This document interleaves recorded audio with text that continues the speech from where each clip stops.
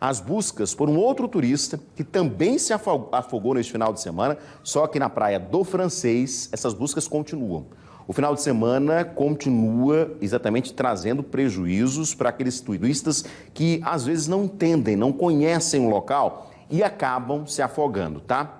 Este, no caso, que se afogou na Praia do Francês, era de Toritama, interior de Pernambuco.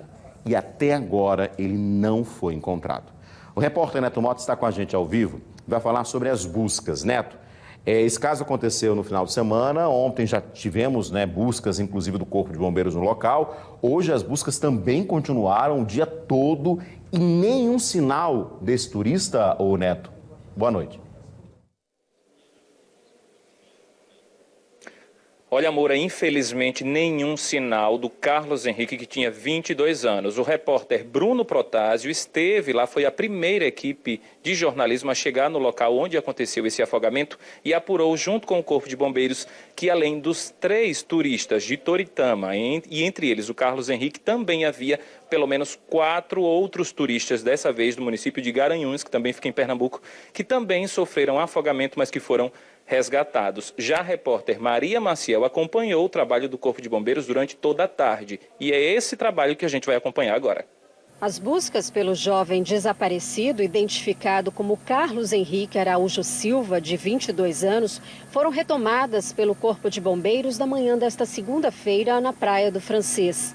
Hoje, às 8 da manhã, a gente teve um guarda-vidas que foi em direção à Barra de São Miguel por terra, tentar encontrar algum sinal, não conseguimos.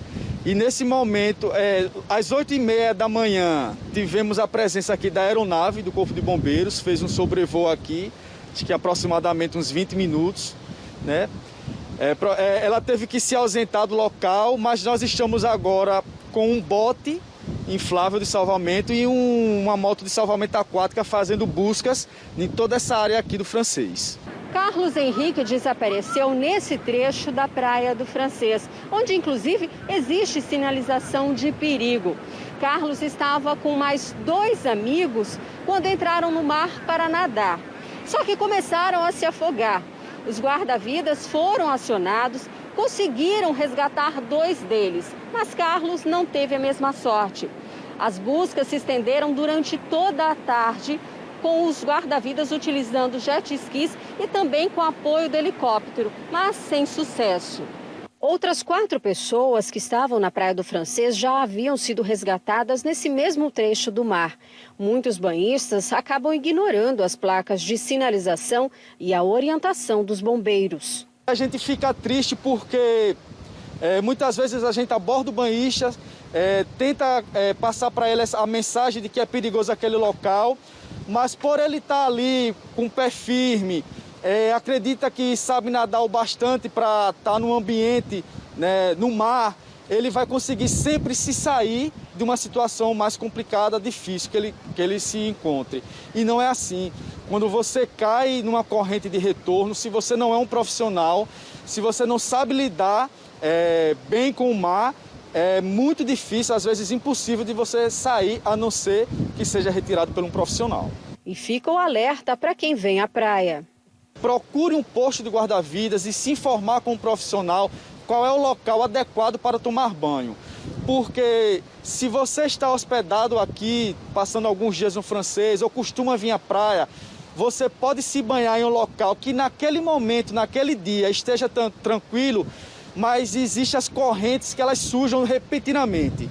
Então daqui a meia hora, daqui a 10 minutos ou no final do dia, aquele local que antes estava tranquilo pode ser um local impróprio. Então é bom, antes de entrar na água, observar as sinalizações e saber com o guarda-vidas qual o local adequado para se banhar. Por causa da chegada da noite, as buscas em alto mar foram interrompidas, mas o Corpo de Bombeiros faz um outro tipo de trabalho na mesma região, lá no litoral. Eu estou aqui ao lado do capitão Eberton, que vai nos dar mais informações.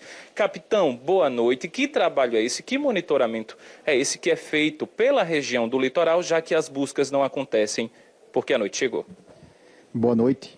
Realmente, com a falta da luminosidade, fica inviável se realizar busca em alto mar naturalmente. Mas o Corpo de Bombeiros, no trabalho exercido, ele vai continuar ainda uma equipe hoje fazendo uma verificação pelo litoral para ver se de repente não encontra o corpo, porque o mar tem a tendência dele colocar aquilo que está dentro dele para fora. Se por um acaso o corpo foi encontrado, o Corpo de Bombeiros vai encontrar esse corpo, caso alguém não o encontre antes. Capitão, explica para a gente, falando da logística desse trabalho, o que já foi feito desde o momento do afogamento até agora? Quais foram as estratégias? Como vocês colocam esse plano de ação? Perfeito. As buscas foram bastante intensas, né? Principalmente a partir do início do dia que já começou a aparecer a luz. Então, equipes estavam trabalhando nessa busca tanto em alto mar, dentro do mar, como na parte sobre o mar, como equipe aérea. Então, dentro do mar, nós tínhamos a equipe de salvamento aquático, tanto com jet ski quanto com bote de salvamento, fazendo essa verificação por dentro, assim como a aeronave também, sobrevoando o oceano na busca desse corpo, fazendo essa procura aérea de maneira que a visão ficasse um pouco mais ampla, para tentar facilitar também. Todos os esforços foram concentrados para que nós pudéssemos encontrar esse corpo. Vamos continuar concentrando esforço até que a gente consiga encontrá-lo. E é verdadeira essa informação de que provavelmente esse corpo pode ser encontrado 24 horas depois, porque primeiro ele afunda e depois ele vem então a emergir? Quando acontece um afogamento, geralmente o corpo ele submerge, né? Ele afunda. Com o passar do tempo, naturalmente, por causa da atuação da decomposição, micro-organismos, bactérias, aí ele vem a flutuar, ele fica menos denso que a água. A partir do momento que ele flutua, geralmente de 24, 48 horas depois, salvo alguns casos que fogem disso aí, ele está flutuando e isso vai facilitar a nosso encontro, né, por esse corpo que está dentro do oceano. E o senhor acredita que vai ser difícil encontrar o corpo naquela mesma região? Geralmente a quantos quilômetros eles aparecem? Muitas das vezes o oceano, a gente vê ele por cima apenas naquela direção, mas existem correntes que acontecem também até mesmo por baixo do oceano. Então não fica fácil da gente mensurar para onde alguma corrente possa ter levado. Então nem sempre a gente encontra com facilidade. Mas uma coisa que a gente leva com a gente busca e luta até o momento que seja encontrado. Às vezes é encontrado até mesmo por pessoas em outras regiões diferentes, mas às vezes pode ser encontrado pela gente. E a nossa busca vai prevalecer até que a gente consiga encontrá-lo. Capitão, e o contato com a família, como é que tem sido? Vocês têm conversado com eles? Alguma informação a esse respeito pode ser dita? A família compareceu no local das buscas, a corporação acolheu a família, conversou com a família, explicou o que estava acontecendo, deu a devida satisfação para os parentes da vítima sobre como estamos trabalhando, como estamos empenhados nesse serviço. Os familiares entenderam, estaremos sempre à disposição deles e, naturalmente, concentrando os nossos trabalhos, os nossos esforços naquilo que nós precisamos fazer, encontrar o corpo. Tem algum trabalho novo dentro desse planejamento do Corpo de Bombeiros que vai ser retomado junto com as buscas amanhã ou todas as equipes que já atuaram esses dias todos voltarão com o mesmo trabalho? Os exercícios são praticamente os mesmos, mudam as equipes à medida que vão mudando a rotina do serviço, que uma equipe sai e a outra entra de serviço. Entra, mas entra com o mesmo ímpeto, entra na mesma pegada, então a cada dia novo, uma nova equipe sempre fazendo a mesma busca, o mesmo exercício, o mesmo esforço. Capitão, muito obrigado mais uma vez pela entrevista. O capitão que até agora há pouco, até a nossa chegada, ainda estava em monitoramento junto a essa ocorrência aqui na Secretaria de Segurança Pública. Moura, volto para você. Neto, eu queria que você perguntasse ao capitão, né, normalmente pelo histórico da Praia do Francês, se casos como esse, né, costumam acontecer. Claro que quando a gente traz aqui, né, e continua essa busca, é quando o corpo desaparece, enfim, nós já tivemos outros exemplos também lá na região. Mas é comum o afogamento nessa região e o afogamento que tem, né, o resgate do Corpo de Bombeiros, quer dizer, muitos turistas chegam e não sabem, não entendem, porque eu vi ali que eles colocam todos os dias as placas nos locais, quer dizer, não dá para a placa ficar lá o tempo todo, porque o mar a onda pode levar. Mas aquelas placas existem, né, são sinalizadas, quer dizer, é um trabalho constante, mas mesmo assim muitas pessoas se afogam. O Edson Moura está perguntando lá no estúdio se são comuns situações como essa na Praia do Francês, já que a gente viu e mostrou que as placas são colocadas, os guardas-vidas ficam, mas a gente, infelizmente, vê que tem muita gente que acaba excedendo esses limites, né? É uma ótima pergunta. A gente vê que a Praia do Francês, apesar de nós vermos, como qualquer praia, as ondas vindo, existem algumas correntes chamadas correntes de retorno ou valas, que muitas pessoas utilizam de maneira usual o nome bacia. E essas correntes, elas puxam para dentro da água.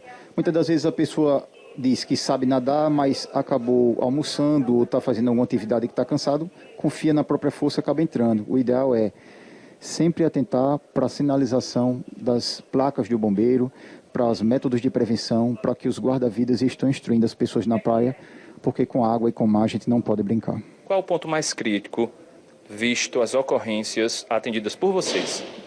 Depende do local, depende da praia, depende do dia e do momento. Há momentos em que algumas correntes de retorno ficam mais em uns locais e outros mais em outros. Já outros que são já mais fixos, onde geralmente está colocada a placa, são os locais mais perigosos. São os locais que mais devemos prestar atenção. Assim como nos locais que os guardas-vidas costumam abordar o banhista, entregando uma prevenção a ele, dizendo cuidado com esse local que é perigoso. Preste atenção nas crianças, não se banhe aqui, se banhe para aquela região. Esses são os principais locais que deverão ser mais atentados. Muito obrigado mais uma vez, Edson Moura, eu volto para você. Isso, Neto. E uma coisa importante para a gente reforçar também é que além, né, desse ponto da Praia do Francês já ter esse perigo, né, exatamente das correntezas, enfim, tem a questão de alerta da Marinha. Desde a semana passada a gente tem mostrado aqui no Cidade, inclusive você mesmo falou, primeiro das ondas muito altas, com alerta desde a metade da semana passada, e no final de semana nós tivemos um outro alerta de ressaca também. Tudo isso agrava a situação e, claro, complica muito a vida de quem, por exemplo, não conhece a região e acaba, infelizmente, se afogando.